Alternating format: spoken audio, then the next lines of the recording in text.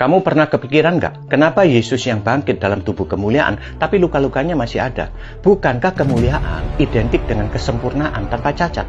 Nah, waktu murid-murid Yesus sedang berkumpul di sebuah ruangan dengan pintu terkunci karena ketakutan, tiba-tiba Yesus muncul di tengah mereka. Mereka kaget dan mengira melihat hantu.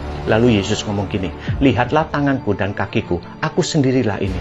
Rabalah aku dan lihatlah, karena hantu tidak mempunyai daging dan tulang, seperti yang kamu lihat ada padaku." Lantas Yesus memperlihatkan tangan dan kakinya yang masih ada bekas paku serta lambungnya yang ditusuk tombak. Lukas 24 ayat 39 dan 40.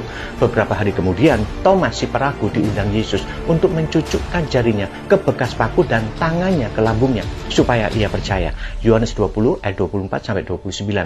Kenapa luka-luka itu nggak hilang? Kenapa lubang bekas paku masih ada? Tubuh kebangkitan Yesus memang mulia, tapi bukan berarti kehilangan identitas sejarahnya. Justru sebaliknya, kebangkitan menegaskan kesinambungan antara Yesus yang disalibkan dan Yesus yang bangkit. Kalau luka itu hilang, ada resiko seolah-olah yang bangkit adalah versi lain dari Yesus. Jadi penting banget penegasan ini, bahwa Yesus benar-benar mati dengan bekas luka yang masih ada pada saat kebangkitannya. Tapi perlu dicatat bahwa luka itu nggak lagi termasuk kategori cacat atau kerusakan. Dalam kondisi kebangkitan, segala sesuatu telah diubah oleh kuasa Roh Allah.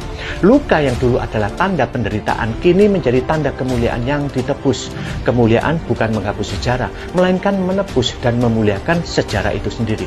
Maka luka Yesus bukanlah kontradiksi terhadap kemuliaan, tapi justru ekspresi terdalamnya. Jadi luka itu berfungsi sebagai bukti nyata kebangkitannya. Murid-murid nggak diminta percaya pada konsep abstrak, tapi pada realitas yang bisa mereka lihat dan sentuh.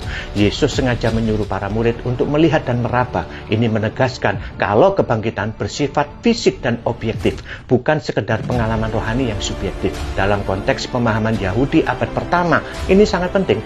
Kebangkitan berarti tubuh yang nyata, bukan roh tanpa tubuh. Bisa disentuh, bisa makan ikan panggang, bisa muncul tiba-tiba di ruangan terkunci dan menghilang.